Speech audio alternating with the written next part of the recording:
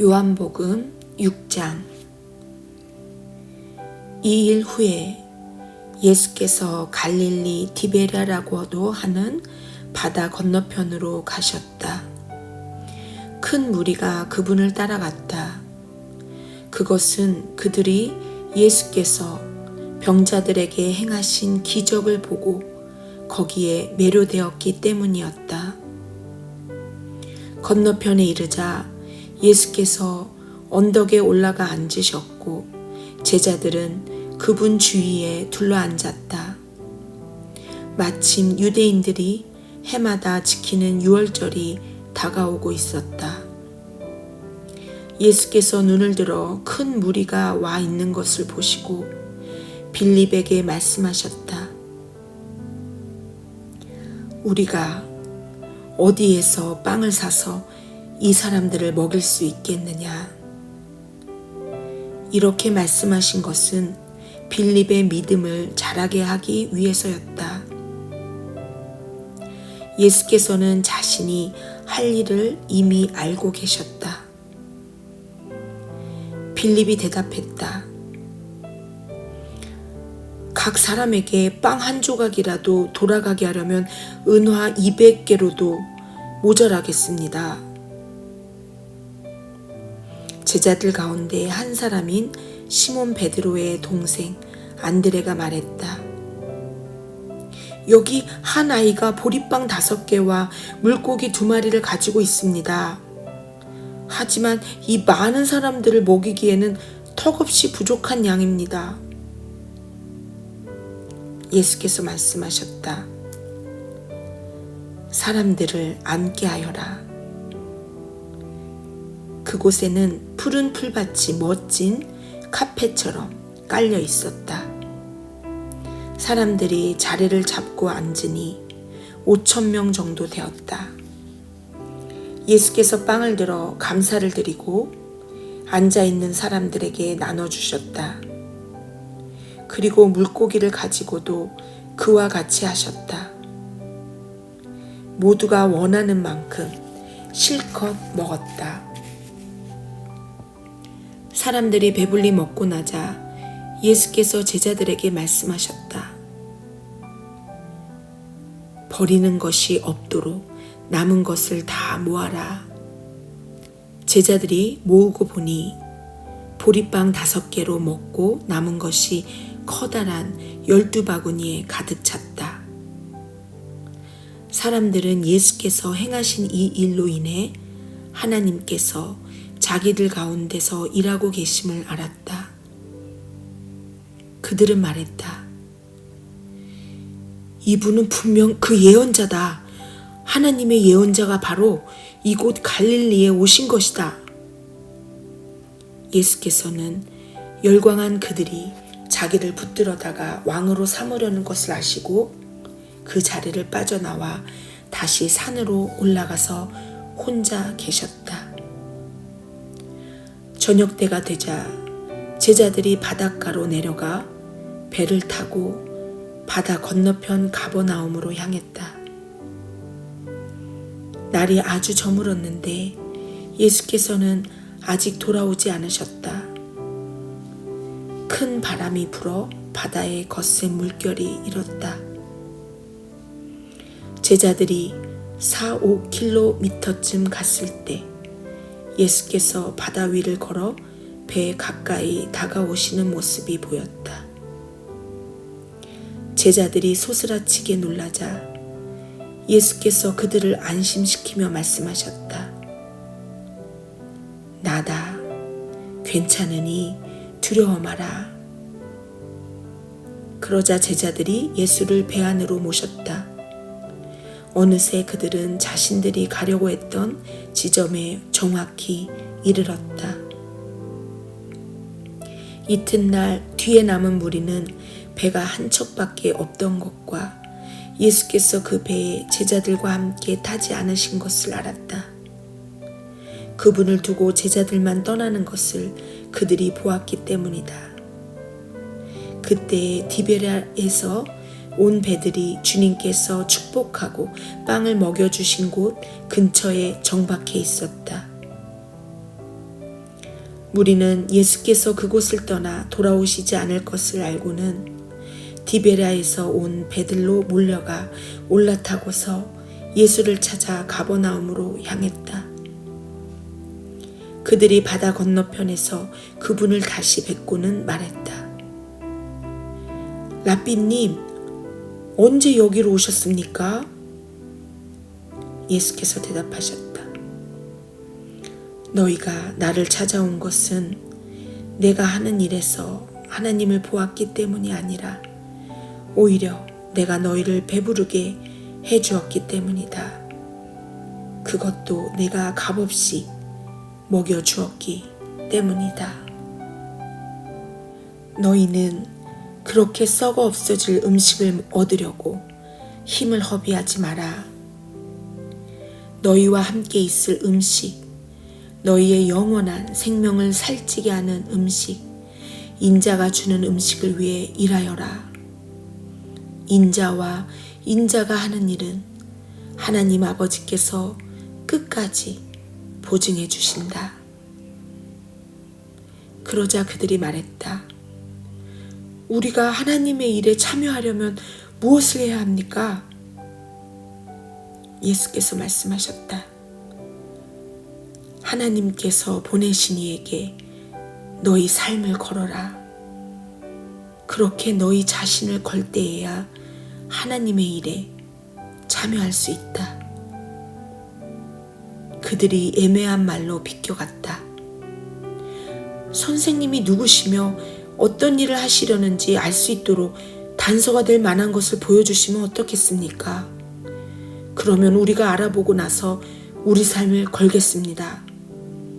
선생님이 무슨 일을 하실 수 있는지 보여주십시오. 모세는 광야에서 우리 조상들에게 빵을 먹게 해주었습니다. 성경에도 그가 그들에게 하늘에서 내려온 빵을 먹게 해주었다고 기록되어 있습니다. 예수께서 대답하셨다. 그 성경 말씀의 진정한 의미는 이렇다. 모세가 너희에게 하늘에서 내려온 빵을 주었다는 것이 아니라 지금 이 순간에 내 아버지께서 너희에게 하늘에서 내려온 빵, 곧 참된 빵을 주신다는 뜻이다. 하나님의 빵은 하늘에서 내려와 세상에 생명을 준다. 그들이 그 말씀을 듣고 반색하며 말했다. 주님, 그 빵을 지금부터 영원토록 우리에게 주십시오. 예수께서 말씀하셨다. 내가 바로 그 생명의 빵이다. 나와 한편에 서는 사람은 더 이상 굶주리지도 않고 목마르지도 않을 것이다. 내가 이것을 너희에게 분명히 말한 것은 너희가 내가 하는 일을 보았으면서도 참으로 나를 믿지 않기 때문이다. 아버지께서 내게 주시는 사람은 결국 다 내게로 달려올 것이다. 그가 나와 함께하면 내가 그를 붙잡고 놓지 않을 것이다. 내가 하늘에서 내려온 것은 일시적인 내 기분대로 하려는 것이 아니라 나를 보내신 분의 뜻을 이루려는 것이다. 나를 보내신 분의 뜻을 간단히 말하면 이렇다. 아버지께서 내게 맡기신 모든 일을 하나도 빠짐없이 이루고 마지막 날에 만물과 모든 사람을 바르고 온전하게 회복시키는 것이다. 아들을 보고서 그와 그가 하는 일을 신뢰하며 그와 한편에 서는 사람은 누구든지 참된 생명, 영원한 생명을 얻는다. 이것이 내 아버지께서 원하시는 것이다. 마지막 날에 그들을 일으켜 세워 살리고 온전하게 하는 것이 나의 일이다. 예수께서 내가 하늘에서 내려온 빵이다 라고 말씀하신 것 때문에 유대인들이 그분을 두고 말다툼을 벌였다. 이 사람은 요셉의 아들이 아닌가? 우리가 그의 아버지도 알고 그의 어머니도 알지 않는가? 그런데 어떻게 그가 나는 하늘에서 내려왔다고 말하며 그 말을 믿어주기를 바란단 말인가? 예수께서 말씀하셨다. 나를 두고 너희끼리 논쟁하지 마라. 이 세상의 책임자는 너희가 아니다. 나를 보내신 아버지가 책임자이시다. 아버지께서는 사람들을 내게로 이끌어 주신다. 너희가 내게 올 수 있는 방법은 오직 그 길뿐이다. 그때에야 비로소 나는 사람들을 회복시키고 일으켜 세워 마지막 날을 준비하게 한다. 예언자들이 그때가 되면 그들 모두가 하나님께 직접 가르침을 받을 것이다 라고 한 것은 이 일을 두고 한 말이다. 누구든지 시간을 내서 아버지의 말씀을 듣는 사람, 정말로 귀 기울여 듣고 배우는 사람은 나에게로 와서 직접 가르침을 받는다. 자신의 두 눈으로 보고 자신의 두 귀로 듣는다. 그것은 내가 아버지께로부터 직접 가르침을 받기 때문이다. 아버지와 함께 있는 이 외에는 아무도 아버지를 본 사람이 없다. 그런데 너희는 나를 볼 수 있다. 이제 내가 너희에게 가장 중요하고 참된 진리를 말해주겠다. 누구든지 나를 믿는 사람은 참된 생명, 영원한 생명을 얻는다. 나는 생명의 빵이다.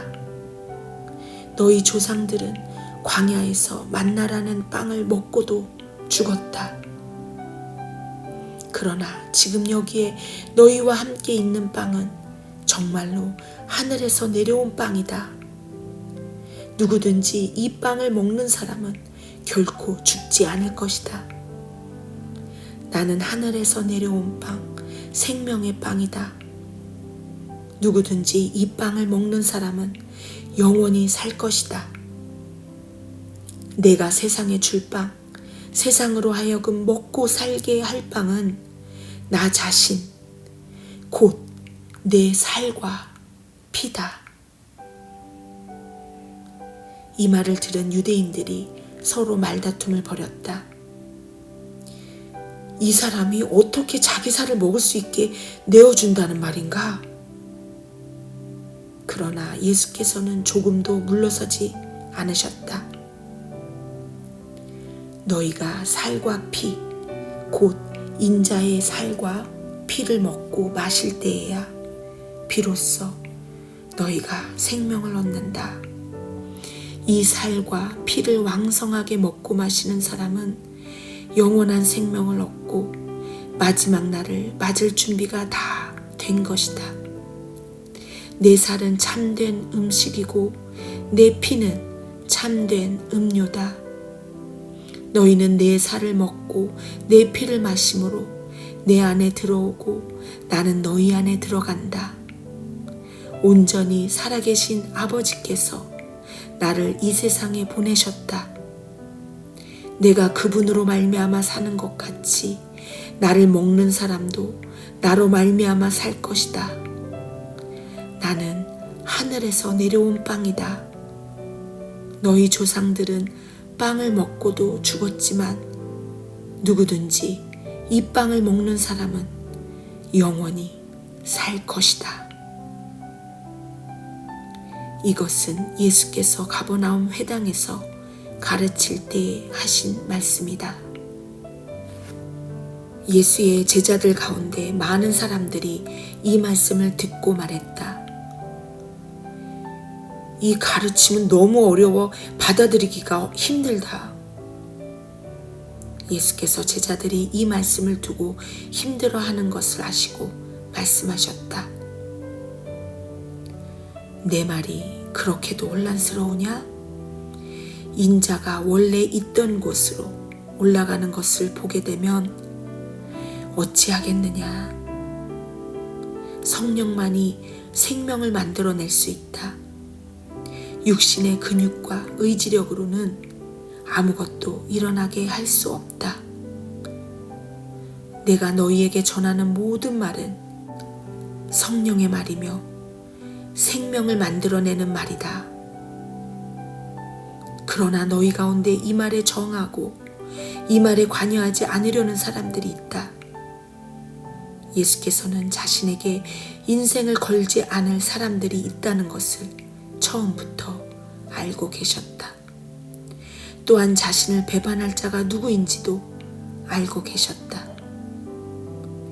예수께서 계속 말씀하셨다. 그래서 내가 전에 자기 힘으로는 아무도 내게 올 수 없다고 너희에게 말한 것이다. 너희는 아버지께서 주시는 선물로만 내게 올 수 있다. 이 일 후에 제자들 가운데 많은 사람들이 떠나갔다. 그들은 더 이상 그분과 관련되기를 원치 않았다. 그러자 예수께서 12 제자에게도 기회를 주셨다. 너희도 떠나가려느냐? 베드로가 대답했다. 주님, 참된 생명, 영원한 생명의 말씀이 주님께 있는데 저희가 누구에게 가겠습니까? 저희는 이미 주님이 하나님의 거룩하신 분임을 확신하며 주님께 인생을 걸었습니다. 예수께서 대답하셨다. 내가 너희 12를 직접 뽑지 않았느냐? 그러나 너희 가운데 한 사람은 마귀다. 이는 예수께서 시몬 가룟의 아들 유다를 두고 말씀하신 것이다. 12 제자 가운데 한 사람인 이 자는 그때 이미 예수를 배반할 준비를 하고 있었다.